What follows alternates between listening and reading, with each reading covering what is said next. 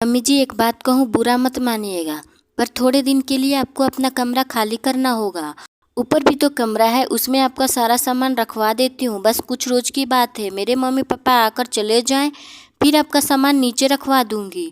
और मैं तो कहती हूँ आप ऊपर वाले कमरे में आराम से रहिए। कमरा जैसे तैसे भी रहेगा तो कौन देखने वाला आएगा। हाँ, नीचे कमरे की साफ सफाई और सजा सज्जा का ध्यान रखना पड़ता है, जो कि वो आपसे होता नहीं है। रूपरेखा अपनी सास सुनीला जी से कहती है। सुनीला जी बोली, बहू क्यों इस बुढ़िया को इस उम्र में ऊपर से नीचे करवाती हो, और फिर तुमने और कमरों में की अब क्या जरूरत। अच्छी भली तो मैं अपने कमरे में रह रही हूँ, और ऊपर आने जाने में मुझे कितनी परेशानी होगी। फिर ऊपर के कमरे में कोई आता जाता भी नहीं है, मैं तो वहाँ अकेली पड़ जाऊँ। रूपरेखा चिल्लाते हुए बोली, मम्मी जी आप भी छोटे बच्चों की तरह जिद पकड़ कर बैठ जा रहे। मेरे मम्मी पापा आने वाले हैं, उनको क्या ऊपर ठहराऊंगी। क्या आप इतना भी नहीं कर सकती। ठीक है, आने दीजिए आपके बेटे को, तो फिर हम बात करते हैं। इतना कहकर वो चली गई। सुनीला जी मन में उदास हो गए तो अपनी बेटी निधि को फोन की। कुछ इधर उधर के बातें करके अपना मन हल्का करने लगी। निधि बोली, माँ आपकी फिक्र है जो मैं बार बार वहाँ चली आती हूँ, वरना भाभी के स्वभाव को आप भली भांति जानती है। वहाँ आना मुझे बिल्कुल ही अच्छा नहीं लगता है। हाँ, ये बात भी सही है कि मायके की दोहरी छोरी हूँ, माँ को तो छोड़ नहीं सकती। उनके प्रति अपना फर्ज और स्नेह लड़की के साथ चिता तक जाती है।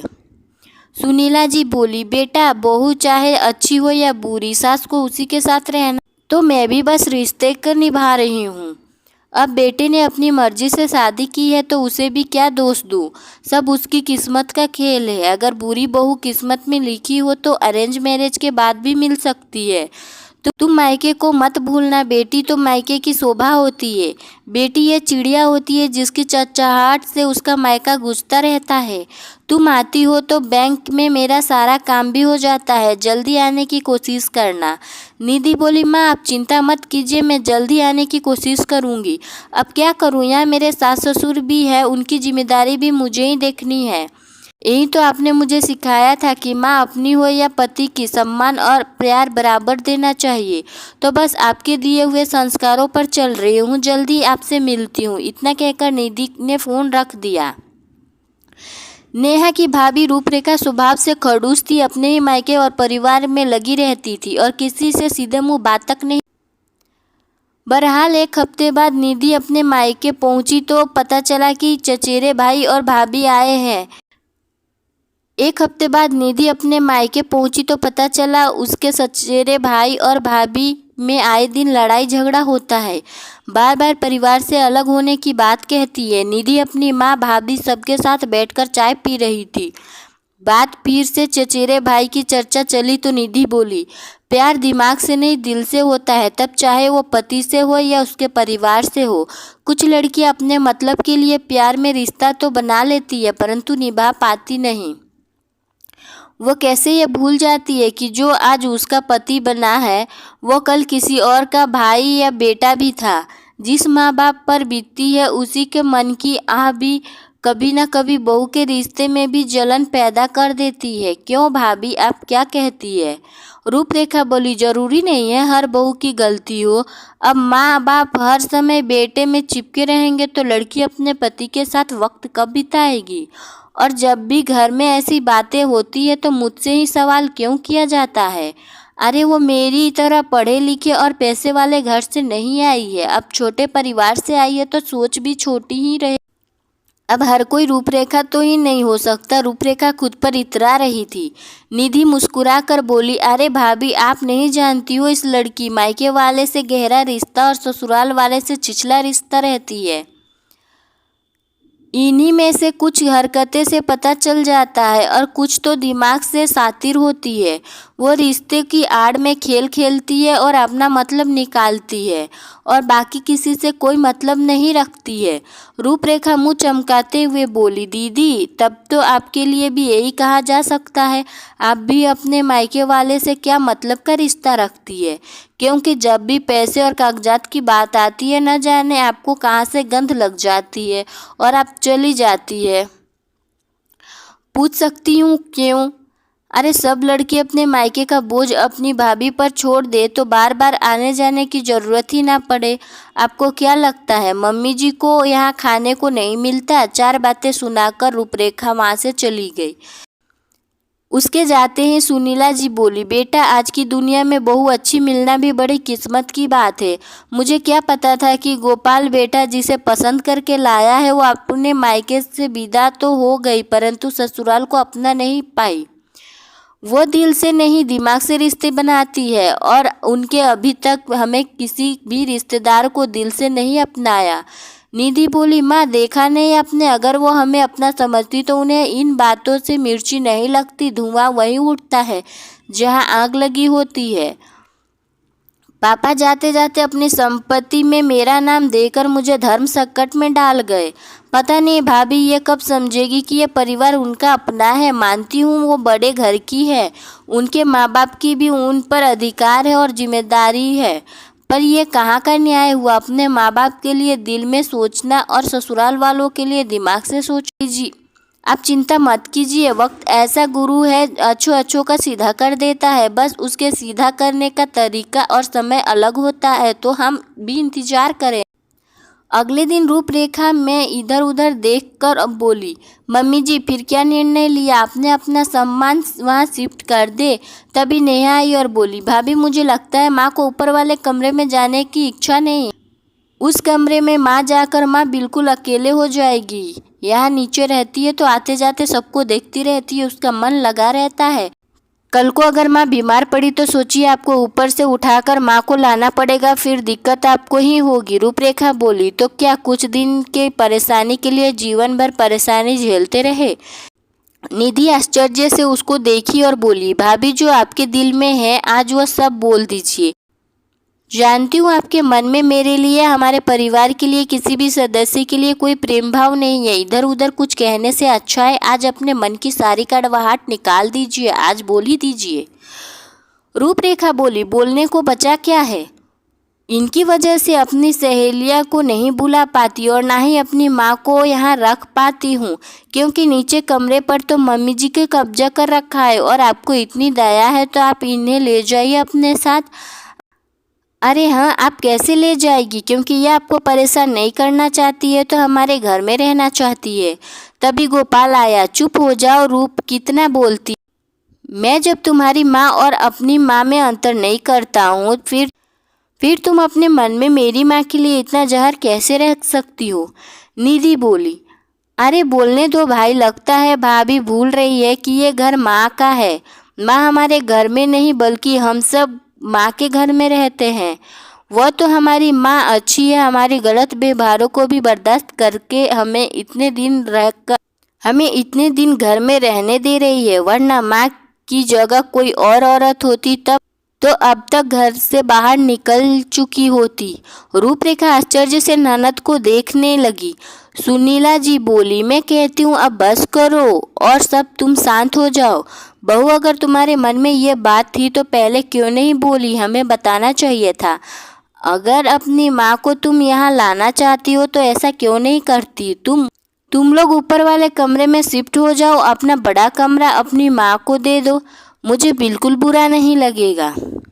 निधि बोली, देखा भाभी, दिल का रिश्ता ये होता है। आपने भले माँ को सास माना पर माँ इस घर के सभी बच्चों को अपना मानती है। तभी तो कहते हैं प्यार और दुलार एक माँ का ही दिल से करती है, क्योंकि माँ बस देना जानती है, इसीलिए वो अपना दिमाग हर जगह नहीं चलाती। काश कि ये बात आप समझ पाती कि सास भी माँ जैसी होती है। रूपरेखा नाराज होकर वहाँ से चली गई। गोपाल बोला, माँ क्या जीवन साथी के चुनाव में मैं फेल हो गया? कहीं मुझसे कोई गलती तो नहीं हुई? मेरे घर के कभी ऐसा होगा मैंने सपने में भी नहीं चाहा था। निधि बोली, भाई उसके कान में ये बात डाल दो कि ये पूरी घर की प्रॉपर्टी उसकी अकेली की नहीं है जो वो डकार जाएगी। जब तक मैं हूँ मेरी माँ के साथ कोई बुरा व्यवहार नहीं कर सकता। अगर वो प्रेम से नहीं समझती तो मुझे पुलिस में कंप्लेन करने में भी देर नहीं लगेगी। रूपरेखा अपने कमरे के बाहर से सारी बातें सुनकर हैरान थी, क्योंकि कभी उसने अपनी ननद को इतनी ऊंची आवाज़ में बात करते नहीं सुना था। गोपाल बहन से बोला, अब देखो दीदी, आप उसके बारे में कितना अच्छा सोच रही हो, पर वो जब भी बातें करती है आपकी या माँ की बुराई ही करती रहती है। आखिर मैं उसके मन में कैसे बदलूं समझ नहीं आ रहा है। निधि बोली, कुछ चीज़ों को समय पर छोड़ देना चाहिए था, परंतु गलत में पत्नी हो या बहन कभी साथ नहीं देना चाहिए। जब भाई बहन की बातें खत्म हुई, गोपाल कमरे में आया तो रूपरेखा के चेहरे का रंग उड़ा हुआ था, तो बोला, क्या सच में आपकी बहन इस प्रॉपर्टी पर अपना हिस्सा जमा सकती है? गोपाल बोला, हाँ क्यों नहीं, क्योंकि पूरी प्रॉपर्टी में पापा आधा दीदी के नाम करते हैं। तुम्हें नहीं लगता है कि आज तुमने माँ और दीदी के साथ जैसा व्यवहार किया तुम्हें नहीं करना चाहिए? मैं तुम्हारे माता पिता को तो छोड़ो, तुम्हारी दूर के रिश्तेदारों के साथ कभी ऐसे बात नहीं करता, तो मैं तुमसे वैसे ही उम्मीद करता हूँ। तुम भूल गई हो, जब हमने शादी करने का फैसला लिया था तो हमने एक दूसरे को वादा किया था कि कभी अपने परिवार के बीच भेदभाव नहीं करेंगे। फिर अपने घर वालों के लिए तुम दिल से और मेरे घर वालों के लिए दिमाग से क्यों सोचती हो? रूपरेखा बोली, मेरे लिए माँ बाप सब कुछ है। अपनी बहन से जाकर कहो अपना घर संभाले, क्यों हमारे मामले में दखल अंदाजी करती है? आखिर उनका अधिकार क्या है? गोपाल बोला, मैं तुम्हें एक सच्चाई बताता हूँ, इस घर और सारी प्रॉपर्टी की आधी हिस्सेदार दीदी है। देखो, वो कभी हक नहीं जताती है, हमेशा यही कहती है जो वो सबका है। तुम्हें लगता है महंगाई में के ज़माने में मैं अपनी नौकरी से परिवार का खर्चा उठा लूँगा? वो तो दीदी है कि कभी एक पैसा नहीं मांगती है और ना खेती के पैसों का हिसाब लेती है। अगर तुम ऐसा व्यवहार रखोगी तो कभी ना कभी आवेश में आकर माँ के लिए दीदी को कठोर कदम उठाना ही पड़ेगा, तब सोचो क्या होगा। रूपरेखा आश्चर्य से बोली, क्या दीदी ऐसा भी कर सकती है? गोपाल बोला, बिल्कुल, उसे अधिकार मिला है तो कर सकती है।